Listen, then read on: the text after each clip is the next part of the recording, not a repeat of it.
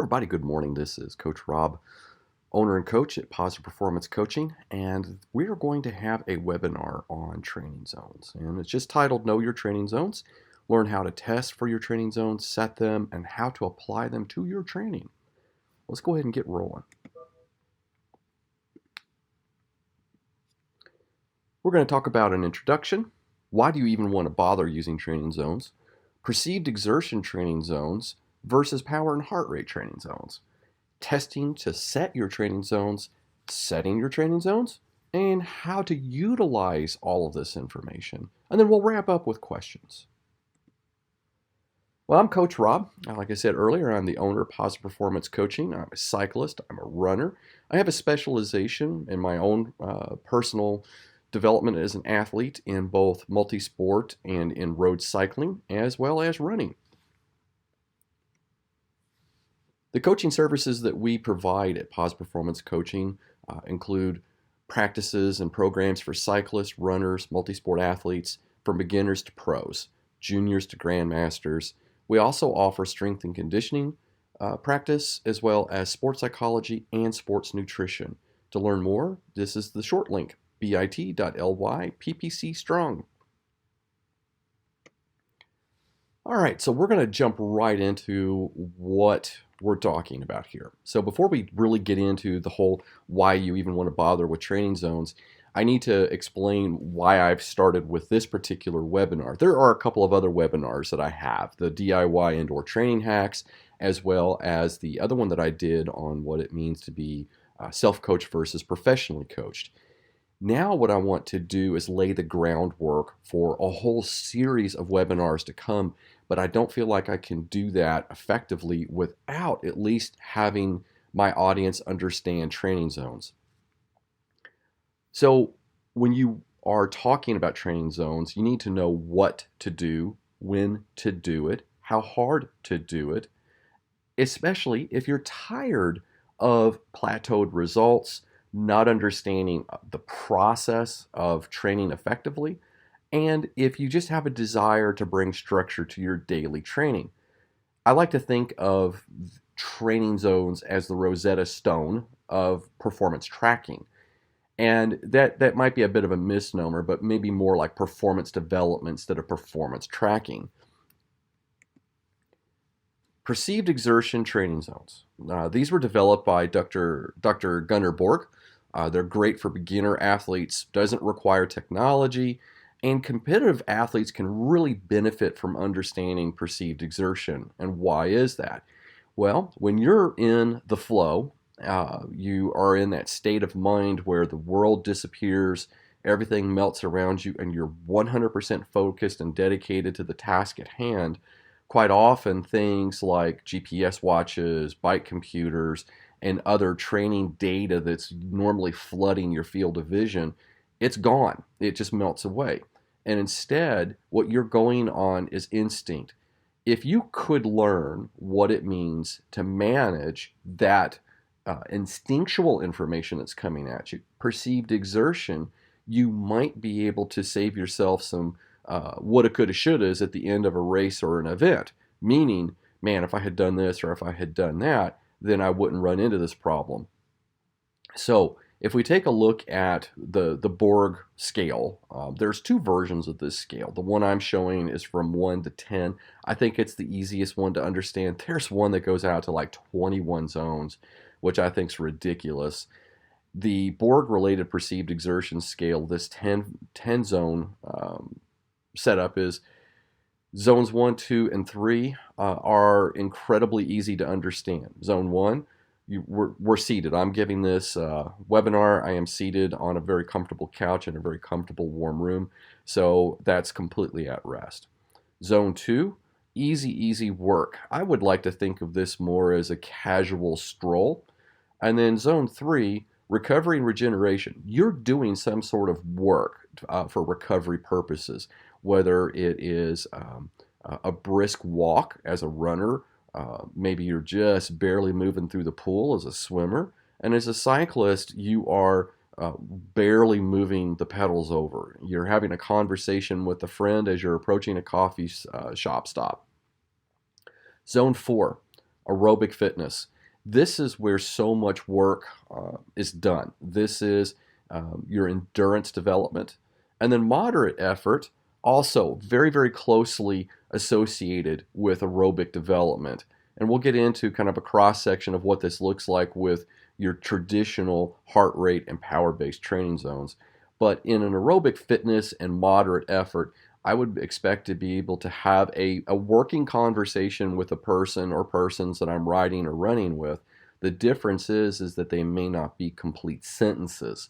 I might be able to get out 2, 3 words, 4 words max before I need to really focus again my attention on my breath.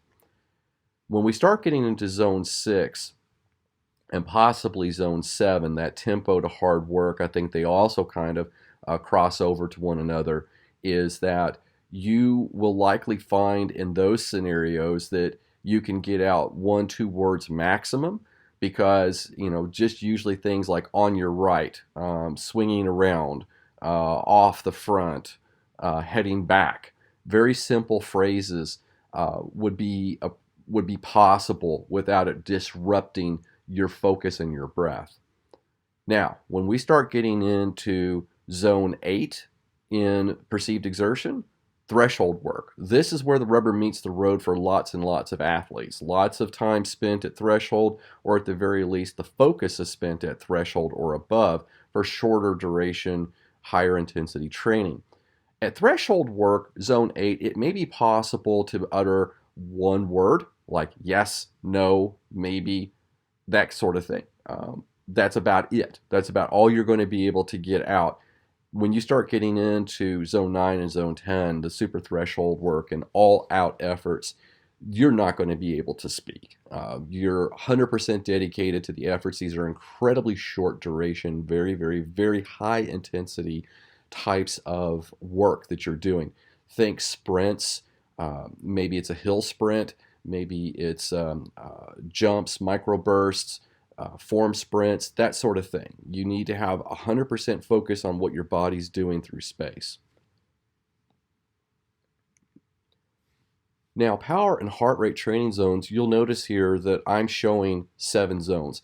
In my practice, I recognize 7 training zones. We do not train to all 7 zones, and we'll get to that here in a second, but I like to think of training zones as blueprints or the specs to a workout.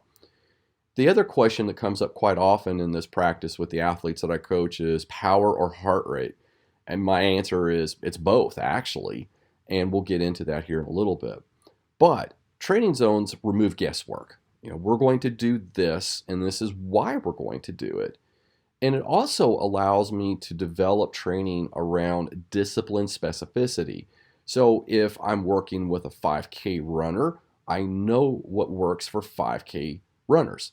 If I'm going to be working with an ultra distance athlete, I'm certainly not going to be using the same practice or the same training patterns as I would for a 5K runner. Then lastly, back to that whole question about power or heart rate, should I use one or the other and why not both, is a note about cardiac drift. As you develop as an athlete, you're probably going to start learning some new terms. You're going to learn about things like cardiac drift and aerobic decoupling. Basically, they're the same thing. Cardiac drift is the original definition of what I'm about to describe, or the original nomenclature. And then later, Joe Friel adopted this concept of aerobic decoupling, more or less the exact same thing with a different name.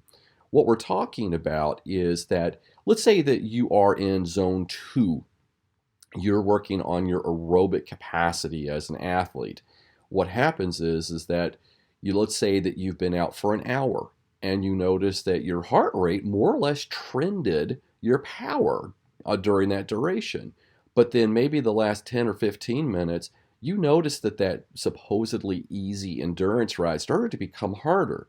You come home, you crack open your favorite data analysis tool set for athletes. It could be Training Peaks, WKO, Golden Cheetah, Trainer Road, what have you, and you notice that heart rate started to climb at the very end of your ride. That is what is known as aerobic decoupling. It's a great way, or I should say cardiac drift. It's a great way to determine fitness along zone 2. If you can, let's say you're a road racer, and I don't mean runner, but cyclist, and you're accustomed to 40, 60, 100-mile races, and the vast majority, yes, the vast majority of that ride should be spent around zone 2, zone 3. If you are only training an hour at a time, this is going to be difficult. If you start riding 3, 4 hours at a time, and you start to notice that now it takes you 2 hours, 3 hours before your heart rate starts to drift in that zone 2 endurance, you've made some great strides in keeping the heart rate calm as a race progresses. Or at the very least, what you've done is you've got a lot of energy in your back pocket at your exposure. Think of it as a battery that you don't have to charge as often or as frequently. So let's talk about these zones. You notice that there are 7 of them, and a lot of what I'm going to share with you from the previous perceptual exertion is going to be the same here. Zone 1, recovery. It's very specific. That is for active recovery. This could be done in the middle of a workout, or it could be done as its own workout. Think about a very, very hard interval, and now you've got to rest from that interval. That would be necessarily a zone 1 effort. It depends on the type of training that you're doing. There are certainly workouts that don't give you a whole lot of recovery, but for the most part, you could think of it as the rest period in most interval-based workouts. When you start talking about the bigger picture and we start looking at your entire training year, there will be active recovery sprinkled throughout. Quite often it's done between 2 very intense days of training. Zone 2, aerobic. I think we also will refer to this as the endurance zone. Some people call it the dead zone. They don't feel like there's a lot of value there, and that's a real shame. You may also be concerned with this type of conversation coming from me as a coach, that you think, oh, if I'm gonna work with Rob, it's all about long, slow distance. No, that's not true at all. There are certainly times of the year where that really does help an athlete. And it is applicable to many athletes, whether you're a cyclist or a runner. But I would say that the vast majority of the work that you do, regardless of whether it's zone 7 or zone 1, it will impact your ability to endure more training as long as you're structuring your training. Zone 3, tempo. This is where a lot of self-coached athletes spend most of their time. This is what I like to call the dead zone. There is a place for it in training, in a structured program, but athletes who are self-coached that don't understand how to structure their training, they don't understand the benefits of an annual training plan, a periodized program, a polarized program, then what's going to happen is that they're going to spend a lot of their quote-unquote hard work in zone 3. And unfortunately, that will only take you so long. All of these zones, and I love this statement. I learned this from Dr. Stephen Seiler, and he did not invent this. As a matter of fact, he claimed it came from, I think, another coach, and that was the concept of fresh fruit. When we start going to zone 4 through zone 7, you're going to find that some of that development can happen rather quickly. We're talking 8, maybe 10 weeks. And then you've maxed out. You can't improve that any further. Sometimes you need to go backwards a little bit in your training zones to go forward again in those higher intensities. That's where the concept of fresh fruit happens. So let's talk about those areas. Zone 4, subthreshold.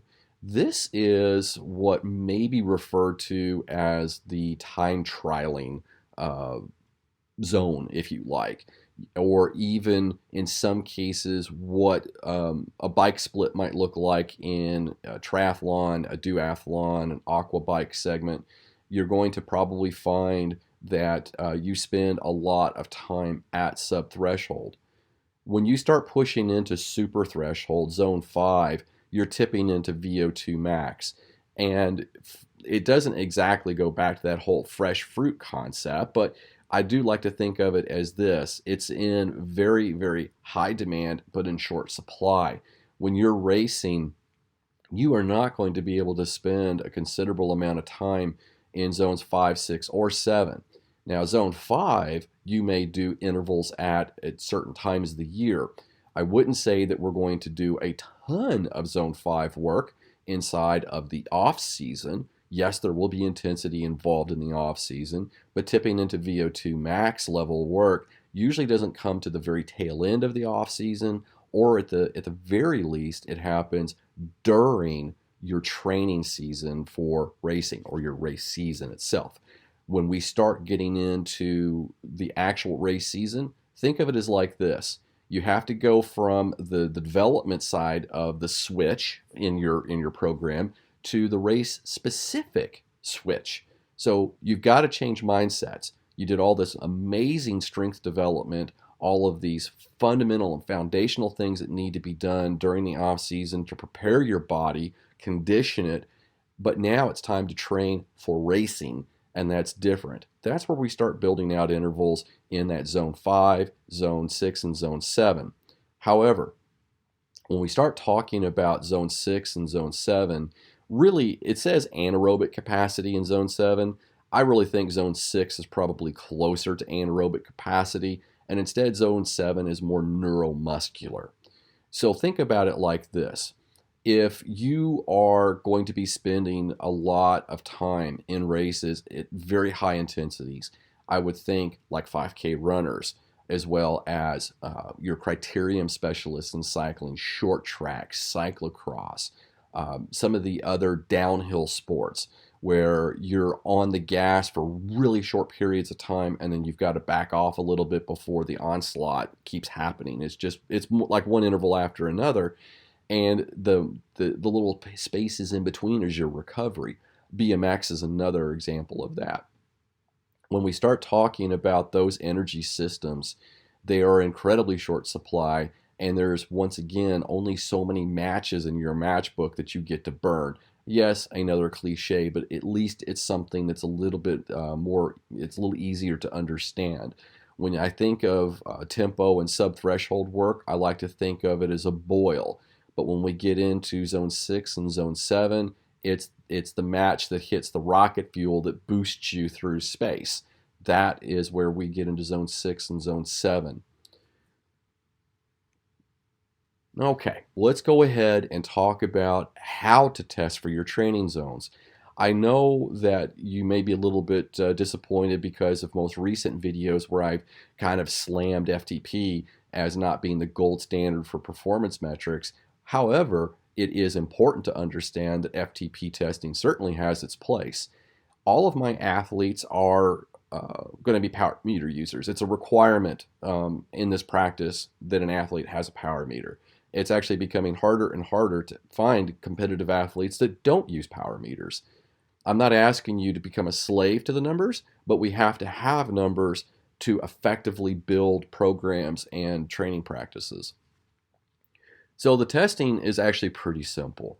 You're going to warm up for 20 to 30 minutes. And in general sense, what I want is for you to feel like you're ready to do some work.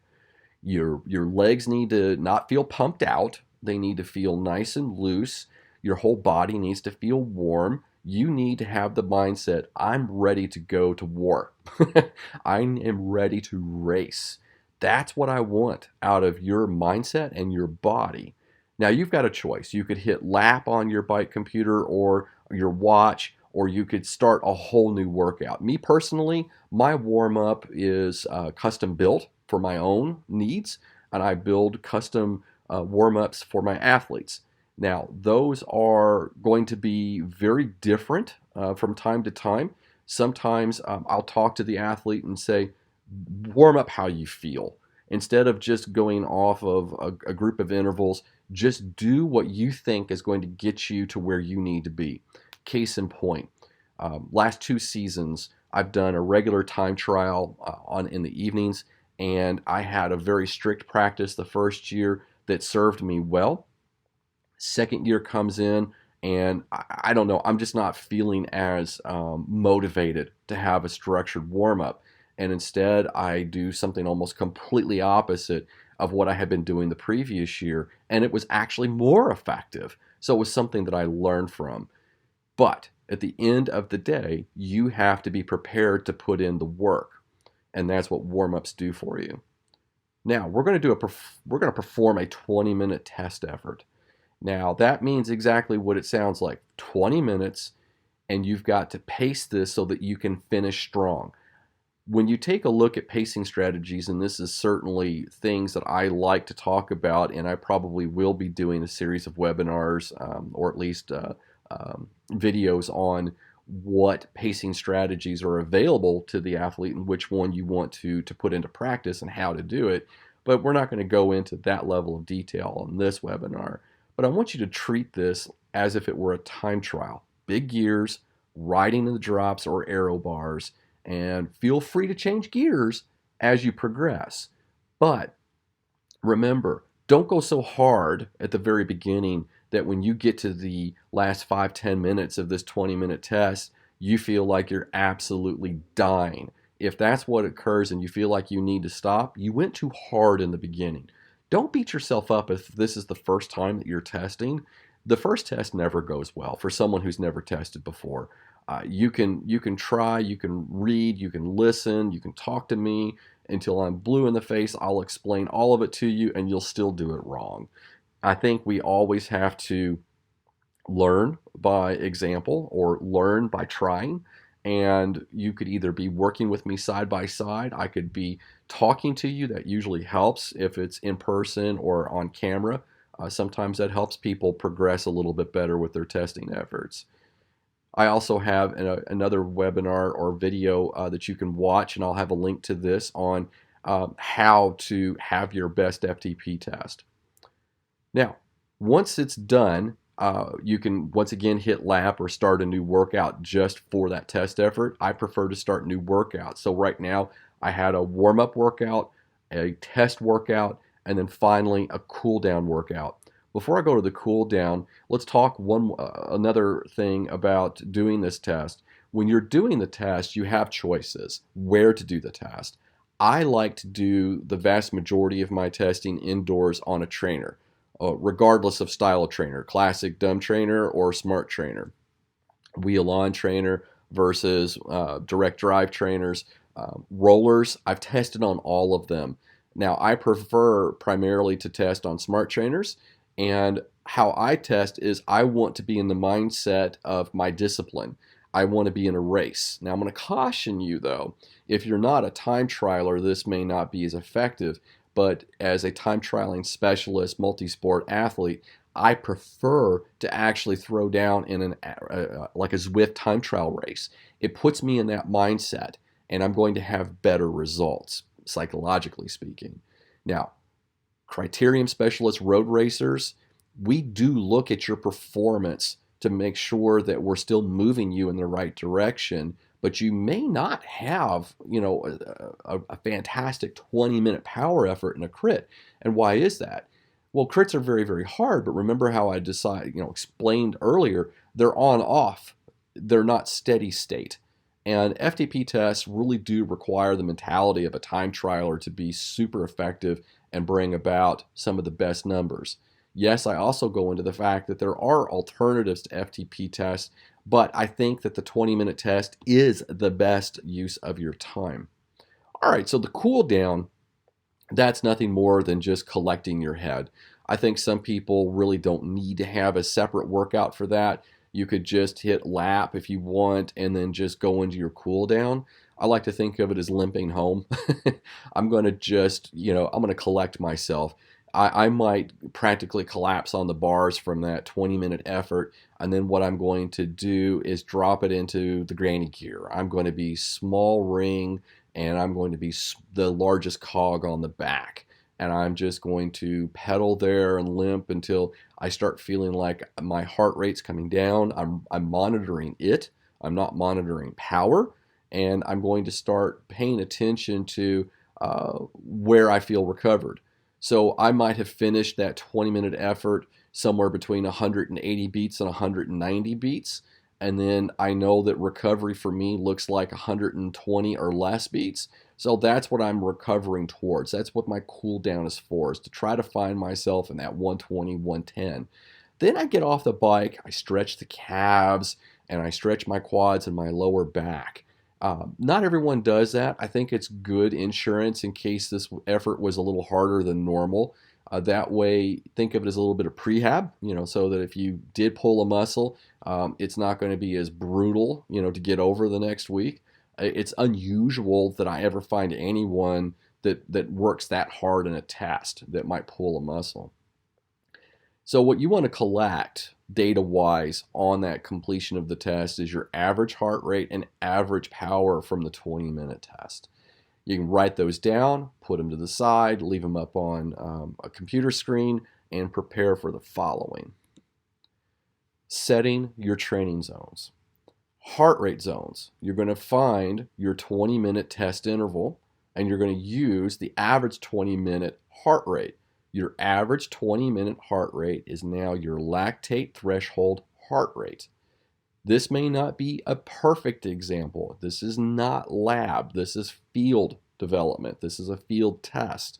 Whether it's done indoors or outdoors, it's still a field test. This was not done in a lab setting where you're hooked up to a bunch of machines and they're doing breath analysis. That's not the same thing. Power zones. Find your 20-minute test interval, multiply your 20-minute power by 0.95 or 95%.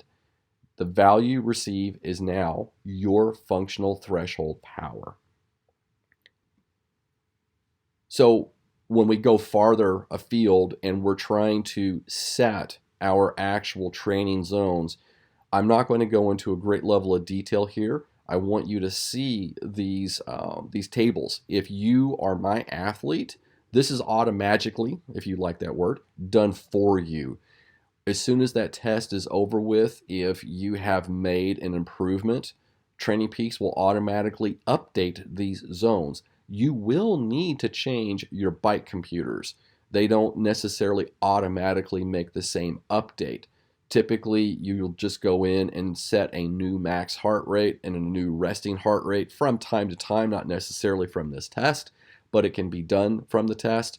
And then your power zones are going to be done from every effective test. However, that being said, if you're one of my athletes, and let's say that you were in a particularly fast group ride or group run, and you were feeling really amazing that day, maybe you're very close to peak fitness, you set a new PB or PR, and you come back and we're all excited to discover that you set a new threshold. So it will also come about that way. So we talked a little bit about the utilization and what these zones mean, but now we're going to really dive into the weeds about these utilizations. So remember, zone 1 is the recovery area. It is used for recovery between work intervals, for conversational writing, and or active recovery. This training zone is purely for recovery and will not necessarily create physical adaptations. I think where I'm going with this is that there is some work that I do in zone 1 around speed development and cadence will create physical adaptations. It depends on how new the athlete is. They may not even break out of zone 1 doing high-speed cadence drills, but that work will effectively have a neuromuscular impact. So that's the differentiator there. I would say, though, that zone 1 recovery will have mental adaptations. If you've been just slaving away at doing a lot of work, maybe you're a stage racer and I've been putting you through the ringer, you've been doing 2-3 hard days in a row, and now you get that blessed recovery day and it's active and you're only going to be on the bike for 45 minutes to an hour just spinning your legs out freely. You're going to come back and go, wow, your mental state has improved, your legs feel better, your whole body seems to have woken up, and then you can start all afresh again. So don't tell me that there's not a physical or a mental adaptation to be made with zone 1. Zone 2, the aerobic zone. This is the zone that is thought of when talking about long and steady distance, riding and running. We've talked about this earlier. The zone is also a conversational zone as well. We talked about that. You should still be able to ride in the zone and hold normal conversation without gasping for air. And the purpose for this zone, as I said earlier, is to build or maintain your base aerobic conditioning. We may have a very strong focus on zone 2 during the beginning of the off season and it starts to taper away as we start doing other things with other training factors to improve, a strength or a weakness in an athlete. But as we can, move further into the racing season, we still need to do work in this zone to maintain what we've already worked so hard for.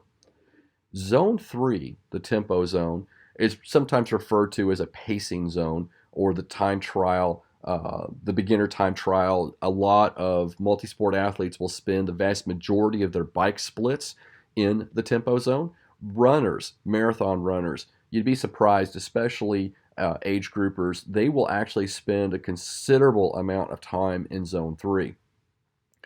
You may also be able to speak to other riders or runners, but it will be incomplete sentences.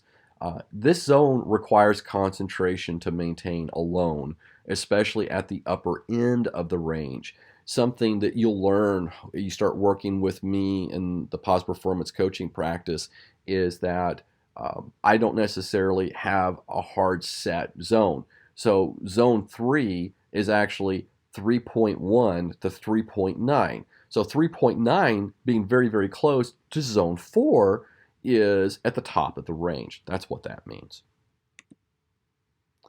Zone 4, the subthreshold or lactate threshold zone, is most often thought of literally as the time trial zone. So from 4.0 to 4.9, there's going to be a lot of time spent in this effort. This is also what may be recognizable as the sweet spot training zone or SST zone. The effort at riding Z4 is typically the hardest effort that an average cyclist could hold for approximately 60 minutes. And the sustained time at this level is mentally taxing. It really, really is. And we're usually going to perform this in intervals in 10 to 60 minutes in duration. For those that are very familiar with sweet spot training, that is that period between 82 to 92, in some cases 78% up to 95% of your functional threshold power is going to be spent in that time frame. So imagine trying to do a 60-minute long interval. There aren't many of my athletes that do that. Quite often we will start with 5-minute intervals about the middle of the off season, and we build to 20, 30, maybe 40, 45-minute long intervals. But for those that are doing epic gravel races, really, really long cross-country mountain bike racing, Ironman distance events, Powerman distance events, we're in Xterra, we're definitely going to be working on a build to doing 2x60, 2x30 at sweet spot. Zone 5, the super threshold or VO2 max zone, is described as the race pace zone. I'm not so sure I necessarily agree with that because, once again, the example I gave you earlier is when we start talking about criterium racing, that's when I think a lot of Zone 5 work kind of shows its head, whether you've done it or not, or whether you were prepared or not. However, you're not going to spend the entire race in Zone 5, even if you're just a Category 5 age grouper and you're going into your first season of criterium racing. You're talking a 30, maybe 40-minute long race. You're not going to be in Zone 5 for 30, 40 minutes. And if your Garmin, your bike computer, your watch tells you that you have been, I promise you've got a problem with your training zones. They've been set up incorrectly. Strong to severe sensations of leg effort, fatigue, such that completion of more than 30, 40 minutes of total training time is difficult at best. So it sounds like I just kind of, contradicted myself when I said 30 to 40 minutes of total training time, right? Now, what we're talking about is 30 to 40 minutes spent at Zone 5. So you're talking 2 to 3 minutes here, 8 minutes there, at max 5 minutes here, 4 minutes there, and you've got all these little micro recovery areas. So that's total time spent, not in a contiguous block of time. Zone 6, aerobic capacity zone. It's made up of very, very short and very few intervals ranging from 30 seconds to 3 minutes. We will train at this. And I love using this later in the season It's a fantastic way to keep pushing on FTP if you're so inclined to develop FTP. As the race season progresses, things do seem to get a little bit more intense. And what we're trying to help athletes do is to become more comfortable with being uncomfortable. And higher intensity group mass start racing can be a very uncomfortable place.